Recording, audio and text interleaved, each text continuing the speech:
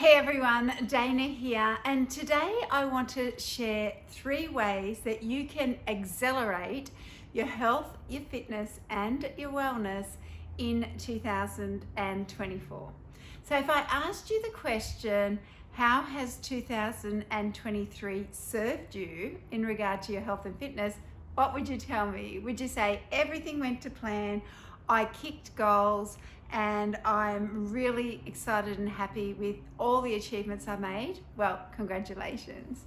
Or maybe you have said, well, the plan was good, but all these things ended up happening in 2023 and I was unable to achieve my goals. Or you might go, oh no, Dana, I just didn't get to it, but I truly do want to make a change in my health, my fitness, and my wellness. Well, if you relate to any of that, or maybe you know somebody that can relate to any of that, you may want to share this video with them, because my intention today is to help us with being able to accelerate our health and fitness in 2024. And you might be going, why now, Dana? We're only at the end of November. I'm about to get organized for Christmas. And the reason being is there's no more perfect time than November to create your goals for 2024. And here is why. I don't know about you girls, but once we get into that Christmas festivities, going into Christmas, probably from about the 20th of December, life just seems to take a turn, doesn't it? And it's like, and then you wake up and it's January. You've had the family come through, you've bought the presents, you've done the cooking, you've done the shopping, you've done the washing, and you've entertained, and you come to January and you go, oh my goodness. Well, nothing really happens in Christmas time towards your health and fitness. I clearly understand that. So if we're able to get an understanding now, what this does is it starts to work unconsciously within us. So when we get to January, we're pretty well got a plan and we're off and running. Have you ever got to like New Year's Day, January, you feel exhausted, you have no plan, and then it's like, oh, I'll put it off for another week. Oh, I'll put it off till the kids go back to school. Oh, I'll put it off till I've got a bit more energy. And well, then we get to February and you still haven't created a plan. So there's no time like the present to get yourself motivated, organized, and understand what you're going to do for 2024. Yeah? All right. Well, let's begin. The first thing I want to talk about is the idea of being able to understand the framework of what you're wanting to achieve in 2024. So for some of us, that framework may be, I'm in menopause, I've put on weight, my body shape's changed, I've lost my strength, I have no energy, I'm not sleeping well, I've got moods that are up and down, and I'd really love to get hold and control of all that. For some others, it might be, you know what, I'm handling that menopause thing okay, but gee, I'm struggling in regard to my joint pain. I've got lower back pain, neck pain, shoulder pain, knee pain, hip pain, and it's really stopping me from being able to enjoy my day, to be able to go and have a game of tennis, be able to, play at the beach with the grandchildren, to even get down on the floor and up again with the grandchildren because your body is in so much pain. So we have different ideas of what we're wanting to achieve in regard to our health, our fitness, and our wellness. You may be chronic disease, heart disease, diabetic, autoimmune disease, and you'd really have a deep desire to be able to get on top of those diseases. And understanding those frameworks can really help you to be able to kick better goals.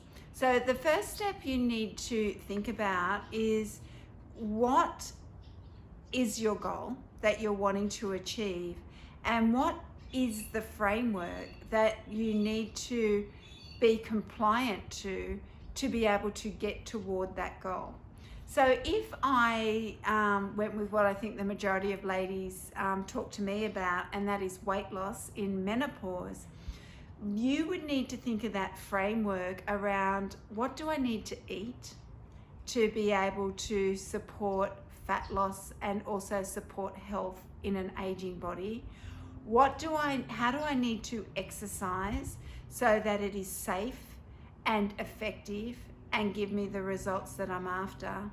And what else do I need to learn? Like, what do I need to educate myself about that I don't already know that could potentially help me reach my goal with ease? And that might be your framework. So your framework might be, what do I need to eat? How do I need to move? And what do I need to know? What's the education? What don't I currently know that's stopping me from being able to lose weight? So that we call it education, yeah? My girls that maybe after rehab, your framework might be, what foods could I potentially be eating that'll reduce inflammation in my joints? Who do I need to go and see that can give me a safe and effective rehabilitative program to help me get on the road to getting back to who I once was, injury-free, pain-free? And last but not least, you might say something like, is there any education out there that I'm missing? Do I need to understand more about supplements? Do I need to understand more about rehabilitative programming such as Pilates to be able to get me on the road? So we need to get that framework into our mind as the very first step for 2024. So have a think about that. The next step is, when you are looking at your framework, which probably requires a little bit of research, I want you to be mindful of patterns that you see. So as you start to do a bit of digging and be a little bit curious and start to ask the questions out there about, well, what should I eat at my age? And well, how should I move at my age? And what should I do about this injury? I want you to be recognizing patterns of those people that seem to be achieving what you're wanting to achieve. So if it was a woman in menopause that's wanting to lose weight, you would look for patterns in women that are in menopause that have lost weight. Same goes if you were doing joint pain, like neck pain, lower back pain. Your goal would be to research those that have been able to overcome the hurdle or the obstacle that you are currently going through, and doing a little bit of research about how did they achieve that. In saying that, I would ask you to be mindful of those that you listen to. And let me give you an example of that. You know, if you went to a young woman, you will often hear them on the internet, and they'll say, as long as you eat XYZ amount of calories, you will lose weight. And they don't mind whether those calories are coming from wine and lollies and takeaway food, as long as those calories in are less than the calories out, you will lose weight. And in young women, that's probably true. They will lose weight. As we get older though, have you noticed anything like, my tummy isn't quite the same as it once was? It's a little bit more sensitive. Have you noticed my skin is drier? My hair is drier. My overall is drier. Have you noticed that you're weaker? You're not as strong as you once were, that your body's not as toned as it once was. So if you've noticed a few of those things, your body is aging. And if you go on those diets where you eat less, and it doesn't matter what you eat as long as you're within the calorie range, your body potentially will hold up a red flag and won't play nicely. What your body might do is, if you're eating reduced calories in the form of alcohol and sugar, for instance, lollies, your body might go, you know what, your blood sugar levels are spiking because you're older and your insulin just isn't working as well as it once did to clean up the blood sugar. And then your body starts to act like a pre-diabetic, which tends to mean you hold belly fat. And so you start to hold belly fat and you think, how could that be? I'm eating less, I'm hardly eating, and yet I'm putting on weight. It's because your body's no longer working optimally like a young woman. So if you start to listen to those types of frameworks, you're potentially setting yourself up for disaster. So you just need to take a step back and ask yourself, am I listening to somebody that understands my current situation, which may be you are older, you are your body, the hormones have changed, you're got pre-existing illness, injuries, etc. Or same goes for injuries, you know. Are you listening to somebody that's getting paid to tell you to rub this cream on your body, or are you listening to somebody that has a true desire and a education and a background of being able to help those with this current injury to get back to what they once were? So I would suggest that as you're doing your research and you're looking for patterns, that you be careful about who you are listening to. Just ask yourself the question, is this the right person? Why is this the right person? Do they understand my current needs? Yeah. Okay, so step 1 is you need to understand your framework for 2024 to reach your goal.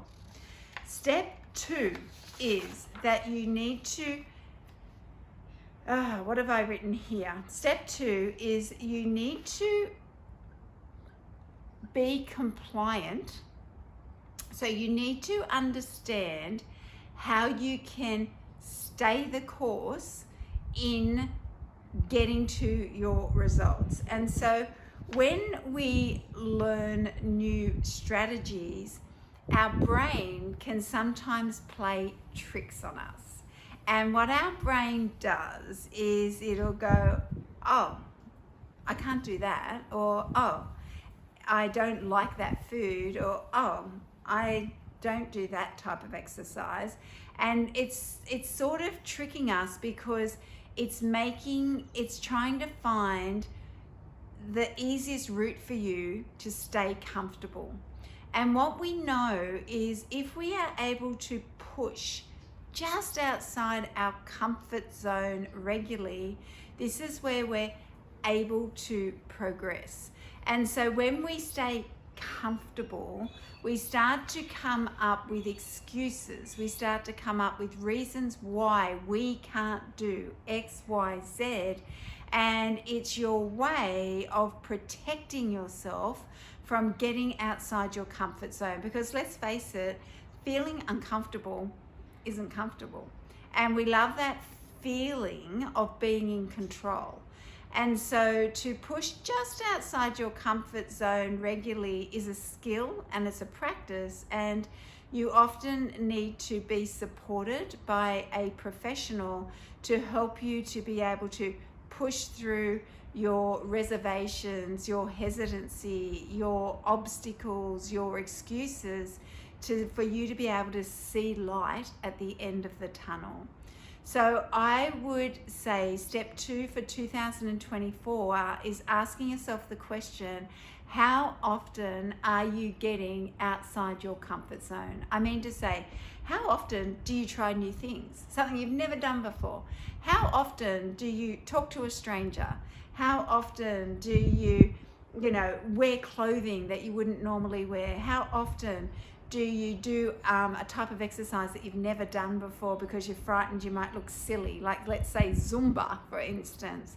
And it really takes you out of your comfort zone to be able to do that. The more you can practice getting outside your comfort zone, the better the results you will find, because you're pushing your boundaries and you're opening yourself up to bigger and better learnings. And as you get more comfortable with pushing outside your comfort zone, guess what? That becomes your new normal. And so then over time, you got to push boundaries even more, and you get more and more and more expansive. So rather than your aging years becoming less and less and less, you start to expand out. And it's like a time where you find that you'll have new experiences and you'll start to discover new things, and it will be such an exciting time in your life. And if you've kept your health and your fitness and your wellness, well, happy days, the world is your oyster. But remember, it does take health, fitness, and wellness to be able to create those new experiences, yeah? The last thing I just want to say is all the research suggests that the way to get true health and fitness is to surround yourself with community of like-minded people. And what I mean by that is starting to find your tribe. Start to find other women in your age group that are really trying to do the same as you.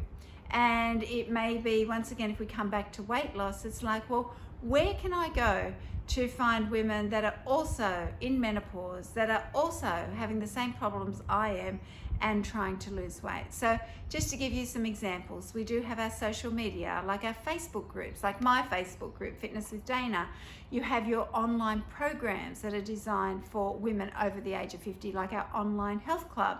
You also have different community things. I always say, if you get involved as a volunteer in community things like triathlons or, you know, walks for breast cancer or those different things, you'll start to surround yourself with women that are just like you. They're trying to kick goals, get healthy, get fit, and it really makes the journey enjoyable, but it also makes you feel like you're not alone. It makes you feel like you're supported. It helps you stay motivated and helps you be able to really reach those goals. So let's just recap again.